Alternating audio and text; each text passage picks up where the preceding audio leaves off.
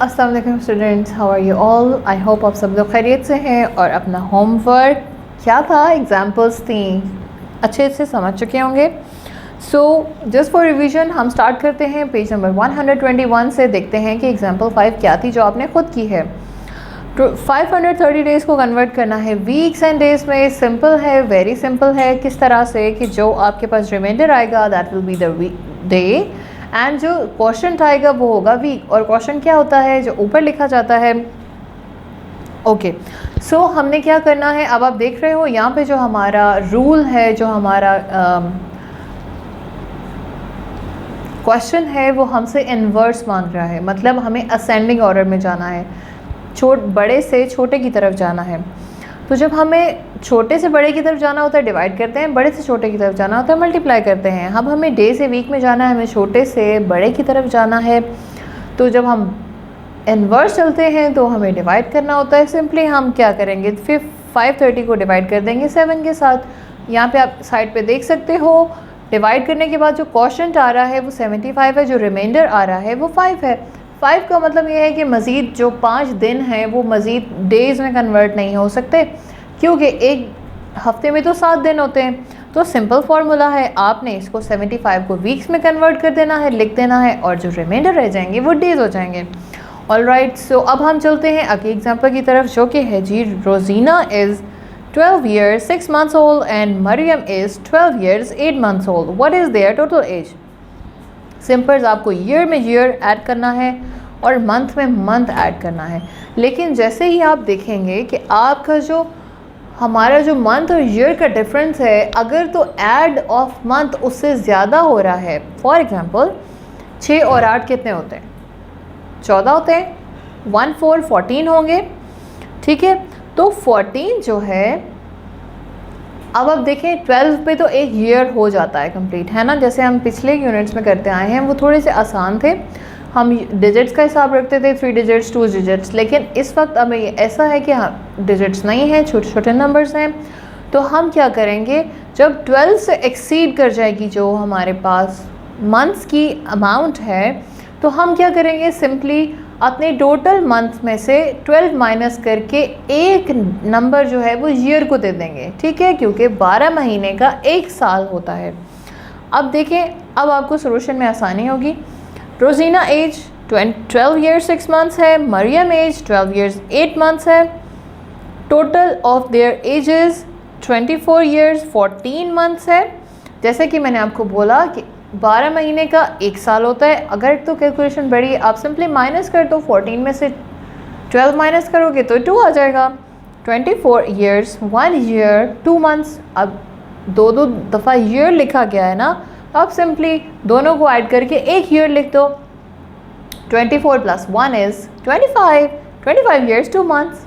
Easy है ना, very good. Raza is 14 years old, his father is 45 years old. Find the difference between their ages. अब क्या करना है, आपको इन दोनों की एज का फ़र्क मालूम करना है। वो कैसे होगा, आप माइनस करोगे। किस तरह करोगे, the difference in ages 31 years 2 months, और फादर की एज जो है 45 years 9 months, 14 years 7 months। अब क्या करना है, 9 - 7 किया 2 आ गया, 45 - 14 किया 31 आ गया। सो 31 ईयर्स 2 मंथ्स जो है वो एज है रज़ा और उसके फादर के एज का डिफरेंस है, ठीक है।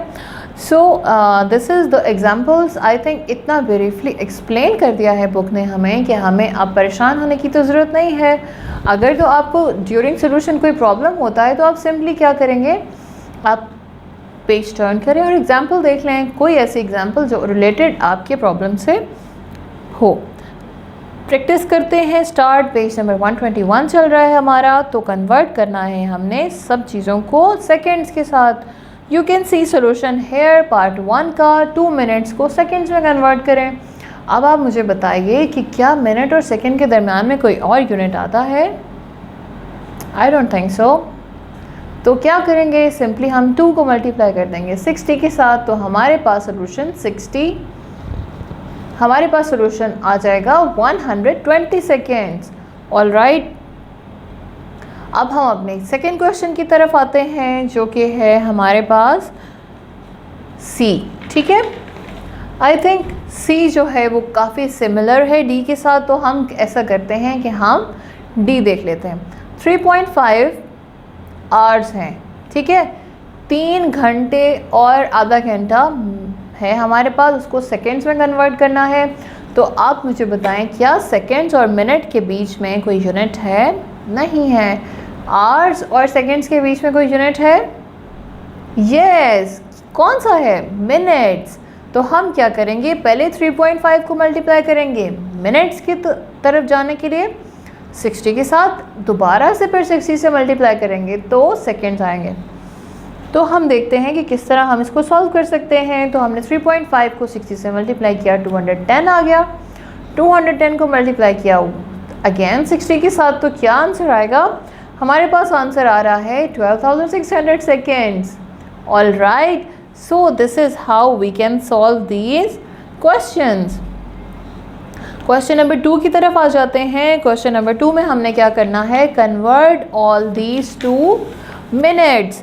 तो जब हम मिनट्स में कन्वर्ट करने वाले हैं अपने सारे क्वेश्चंस को, तो हम किससे मल्टीप्लाई करेंगे? आप जल्दी से सोचें। ऑफ कोर्स 60 से, because the difference between seconds and minutes is 60 and minutes and hours is also 60। तो अगर आवर्स तक जाना है तो 60 से मल्टीप्लाई करना है, अगर डेज तक जाना है तो 24 से मल्टीप्लाई करना है। ठीक है, तो देखते हैं किस तरह से सॉल्व हो रहा है। पार्ट 1 हमारे पास क्या है, 30 सेकेंड्स को कन्वर्ट करना है आपने मिनट्स में। तो जैसे मैंने आपको बताया था, जब हम छोटे यूनिट से किसी बड़े यूनिट की तरफ जाते हैं तो हम डिवाइड करते हैं। सेकेंड्स और मिनट्स का डिफरेंस 60 का है, तो हम यहाँ पे डिवाइड कर देते हैं। 30 को 60 से डिवाइड किया, 1/2 आंसर आ गया। अब जो 1/2 है उसको हम हाफ कंसीडर करते हैं, डेसिमल में हम इसको 0.5 लिखते हैं, तो हमारे पास 0.5 मिनट आ गया, आधा मिनट। डी की तरफ आते हैं, 2 डेज़ है, 1 आवर है, हमें कन्वर्ट करना है। तो अब आप ये देखें, साइड पे हमने एक साइकिल लिख दिया है। डेज़ आते हैं, आवर्स आते हैं, मिनट्स आते हैं, सेकेंड्स आते हैं। ठीक है, अगर तो हम बड़े से छोटे की तरफ जाएंगे, हमारे जो ऊपर डिफरेंसेस मेंशन है 24, 60 एंड 60, ये मल्टीप्लाई होंगे। अगर तो हम वापस बड़े की तरफ आते हैं छोटे से, तो हमें डिवाइड करना होगा। अभी हमें डेज़ को आवर्स में कन्वर्ट करना है, फिर हम उस आवर्स को मिनट्स में कन्वर्ट करेंगे। तो हमें जब 2 × 24 करेंगे, क्योंकि एक दिन में 24 घंटे होते हैं, 2 × 24 is 48 hours. 48 plus 1 is 49 hours. So 49 hours multiplied by 60 will be 2880 minutes. All right. So question number 3 पे देखते हैं क्या है, हमें hours में कन्वर्ट करना है। तो हम पार्ट 1 देखते हैं। 90 मिनट्स को जब हम कन्वर्ट करेंगे आवर्स में, तो हमारे पास सोल्यूशन आता है 3/2। हम 3/2 को डिवाइड कर देंगे, 2 को बाहर रखेंगे, 3 को अंदर रखेंगे, तो हमारे पास आ जाएगा 1.5। तो हमें सोल्यूशन हमेशा डेसिमल में देना है, फ्रैक्शन में नहीं देना है। 1.5 आवर्स जो हैं हमारे पास ऐसे सॉल्व हो रहे हैं। ठीक है, उसके बाद डी की तरफ आ जाते हैं। पार्ट डी जो है उसमें हमारे पास है 1 वीक 2 डेज़। 1 वीक 2 डेज़, एक हफ्ते में 7 दिन होते हैं, 2 दिन हमें एक्स्ट्रा ऐड करने हैं। 7 + 2 हो गए 9। कन्वर्ट हमें करना है आवर्स में, 9 को मल्टीप्लाई करेंगे 24 के साथ। Very good. सो 24 के साथ मल्टीप्लाई किया तो आंसर आ गया 216 आवर्स। सो आई होप आपने आज की क्लास अच्छे से समझी है, आपको समझ में भी आ गई है। आपने अब क्या करना है, आपने क्वेश्चन नंबर 1, 2, 3 के पार्ट बी और सी, ठीक है, खुद से सॉल्व करने हैं। 6 क्वेश्चन बनते हैं। टीचर आपको कॉल करके ज़रूर पूछेंगी कि आपने क्वेश्चन सॉल्व कर लिए हैं और आपको प्रॉब्लम तो नहीं हुआ है। प्रॉब्लम होने की सूरत में आप वीडियो रिपीट करके देखें, क्योंकि ऑलमोस्ट सारे क्वेश्चन सेम होते हैं। So I will see you in the next class. तब तक के लिए अल्लाह हाफ़िज़।